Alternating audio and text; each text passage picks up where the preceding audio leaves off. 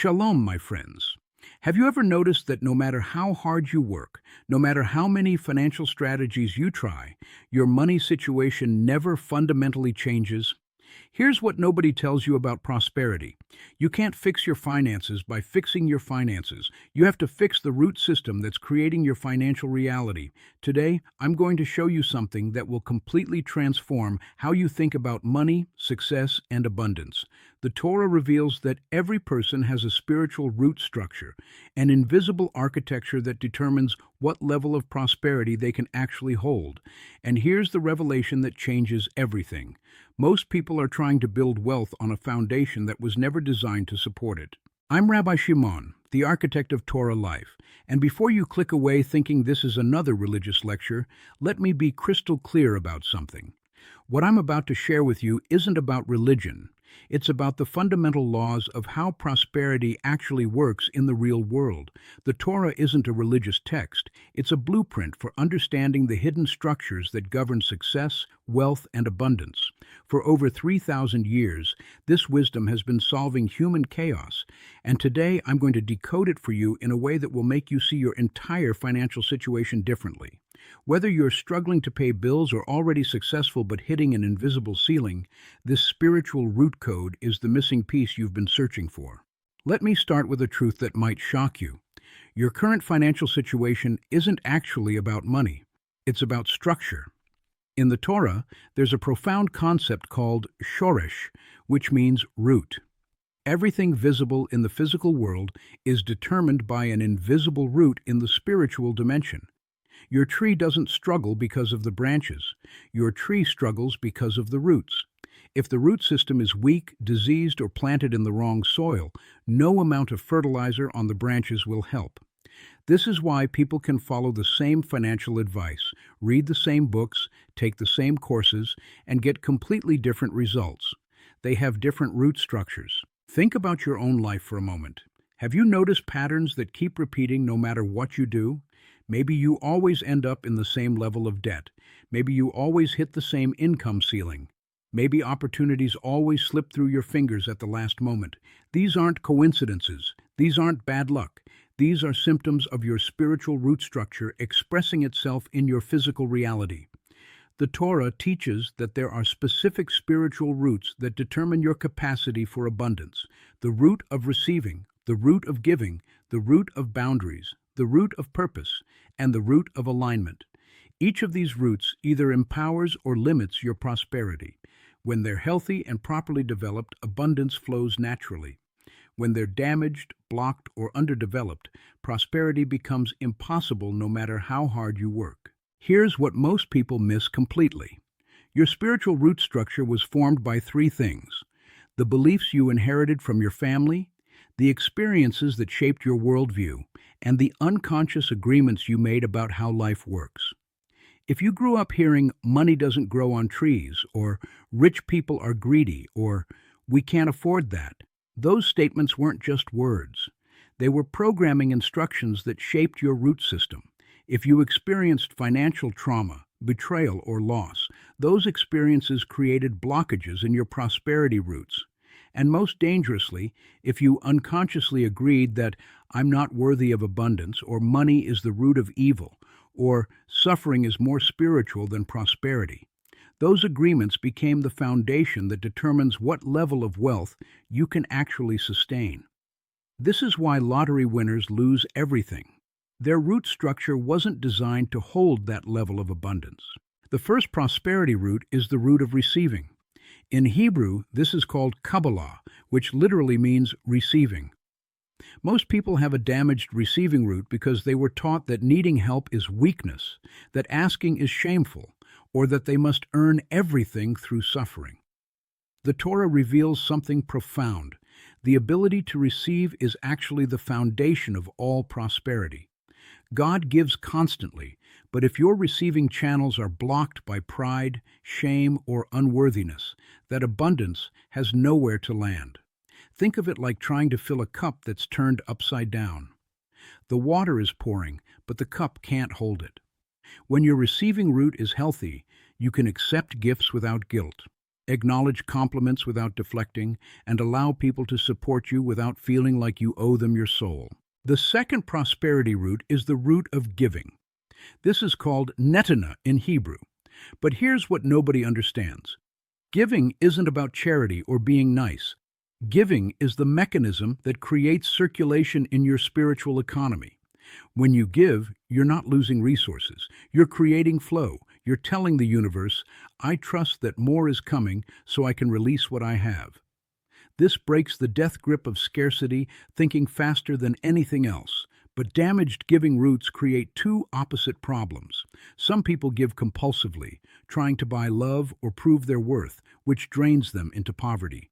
Others hoard obsessively, terrified that any giving will leave them with nothing, which blocks all incoming abundance.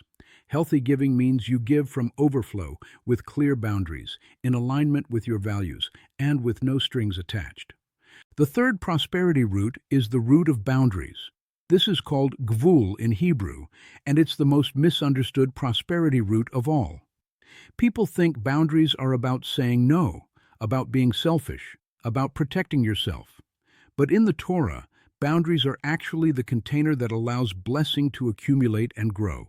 Without boundaries, your energy scatters in every direction, your time gets stolen by everyone else's priorities, and your money flows out faster than it flows in. Think about water. Without a container, water spreads across the ground and disappears. With a container, water collects and becomes useful. Your boundaries are that container. When your boundary root is healthy, you have clear categories for your money, clear limits on your time, clear standards for who gets access to you, and clear agreements about what you will and won't tolerate. This isn't selfishness. This is stewardship of the resources God entrusted to you. The fourth prosperity root is the root of purpose. In Hebrew, this is tachlit, which means ultimate aim or destination. Here's the brutal truth that most people avoid. If you don't know why you need the money, you'll never have the money. Purpose is the magnetic force that pulls resources toward you. When you're clear about your purpose, about what you're building, about what contribution you're making to the world, money starts showing up to support that mission. But when you're just trying to make money, or be rich, or not be broke, there's no magnetic pull. Money needs a destination. It needs a purpose. It needs to know what it's supposed to accomplish through you. People with weak purpose roots chase every opportunity, jump from job to job, start businesses they don't care about, and wonder why nothing ever works. The answer is simple. Without purpose, there's no foundation for sustainable prosperity. Your purpose root also determines your prosperity ceiling. If your purpose is small, your prosperity will be small. If you see yourself as just trying to survive, you'll create just enough to survive. If you see yourself as providing for your family, you'll create enough for your family. If you see yourself as solving a problem for thousands of people, you'll create prosperity at that scale. This is why the Torah emphasizes mission over money. When Moses was leading the Israelites, he wasn't thinking about personal wealth. He was thinking about liberating a nation. His purpose was so large that resources had to show up to match it. The same principle works for you. When you expand your purpose, you automatically expand your prosperity ceiling. But most people keep their purpose small because they're afraid of the responsibility that comes with a larger mission. The fifth and final prosperity root is the root of alignment. This is called heskom in Hebrew, which means agreement or harmony. Alignment means that all parts of your life are working together toward the same destination. Your work expresses your values. Your spending reflects your priorities. Your relationships support your growth. Your daily habits build your future. When you're aligned, everything flows. Opportunities appear at the right time. The right people show up. Resources arrive exactly when needed. But when you're misaligned, everything becomes a struggle. You work in a job that kills your soul. You spend money on things that don't matter. You surround yourself with people who drain your energy. You waste hours on activities that don't move you forward. Misalignment creates internal friction, and that friction burns up all your energy before it can create any prosperity. Now let me show you how to diagnose which of your prosperity roots are healthy and which are damaged.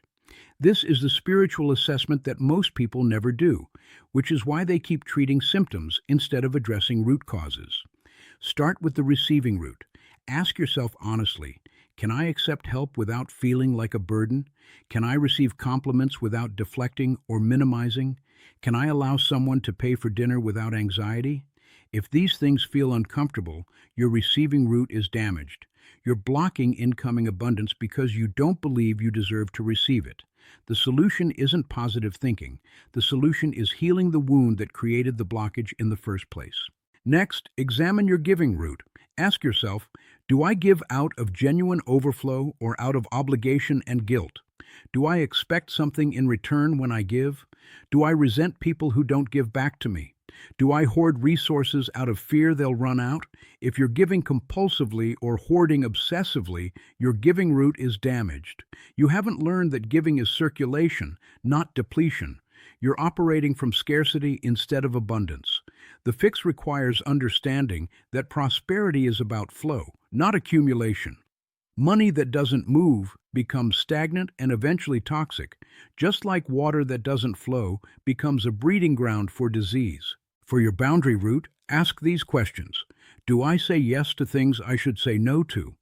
Do people regularly take advantage of my generosity? Does my money disappear on things I didn't plan for? Do I work more hours than my body can sustain? Do I let others' emergencies become my priorities? Weak boundaries create financial chaos because your resources are constantly being diverted to everyone else's agenda. Your money, time, and energy become public property instead of being stewarded toward your purpose. Strengthening your boundary root means getting comfortable with saying no, creating clear categories for your resources, and understanding that protecting your capacity is not selfishness, but wisdom. Without boundaries, you can't build anything lasting because you're constantly being pulled in every direction except the one that actually matters. Here's the practical protocol for healing each damaged root and upgrading your prosperity structure. For the receiving root, start with this daily practice. Every time someone offers you help, a compliment, or a gift this week, pause before you deflect or refuse. Take a breath. Look them in the eye and say, "Thank you, I received that." Don't minimize. Don't deflect. Don't immediately give something back. Just receive. This will feel incredibly uncomfortable at first because your damaged receiving root will scream that you're being selfish or entitled. Ignore that voice. It's the voice of the wound, not the voice of truth. Do this for 30 days and watch what happens to your ability to allow abundance into your life. For the giving root, implement what I call the 10% flow practice. Give away 10% of everything that comes to you. Not because you're trying to manipulate the universe into giving you more, but because you're training your nervous system to trust that more is always coming. If you make $1,000, give $100. If you make $100, give $10. If you make $10, give $1. The amount is less important than the practice of letting resources flow through you instead of stopping with you. And here's the key. Give without any expectation of return. Give to someone who can never pay you back. Give anonymously if possible. This breaks the transactional mindset that's keeping you trapped in scarcity. For the boundary root, make a list of your 3 biggest resource drains. These are the places where your money, time, or energy consistently disappears without producing any meaningful return. Then create one clear boundary for each drain. This might mean canceling a subscription you don't use, saying no to a commitment that doesn't serve your purpose, or ending a relationship that only takes and never gives. For the purpose root, do this exercise. Write down what you would do if money wasn't an issue. Not fantasy vacation stuff, but what contribution you would make to the world. What problem would you solve? Who would you serve? What would you create? This reveals your authentic purpose underneath all the survival noise. Then ask yourself, what's one small step I can take this week toward that purpose, even if I don't have all the resources yet? Purpose creates the pull that brings resources. You don't need to have it all figured out. You just need to take the next step with what you have right now. For the alignment root, audit every major area of your life. Work, relationships, health, daily habits, spending patterns. For each area, ask, is this aligned with who I'm becoming and where I'm going? Or is this a holdover from who I used to be? Then make one alignment decision. One job you'll leave. One relationship you'll redefine. One habit you'll change. One spending pattern you'll eliminate. Alignment creates momentum, and momentum creates prosperity. Here's what I need you to understand. Your current financial situation is not permanent. It's not your destiny. It's just the output of your current root structure. When you heal the roots, the fruit changes automatically. You don't have to force abundance. You don't have to hustle yourself into exhaustion. You don't have to manipulate or scheme or sacrifice your soul for money. You just have to upgrade the spiritual infrastructure that determines what level of prosperity you can hold. The Torah has been teaching this for over 3,000 years. Blessing doesn't come from working harder or wanting more. Blessing comes from alignment with the divine architecture of how abundance actually flows in the universe. Your assignment this week is simple but profound. Choose one root that you know is damaged and implement the healing protocol I gave you. Not all 5 roots, just one. Go deep instead of going wide. If your receiving root is damaged, practice receiving for 7 days straight. If your giving root is damaged, implement the 10% flow practice. If your boundary root is damaged, create one clear boundary. If your purpose root is damaged, write down your authentic purpose and take one step toward it. If your alignment root is damaged, make one significant alignment decision. Depth creates transformation. Shallow effort creates nothing. You are not broken. You're not cursed. You're not destined for struggle. You just have root damage that needs healing. And the moment you start healing those roots, everything in your financial reality begins to shift. Shalom, my friends. Now go build the prosperity structure that God designed for you.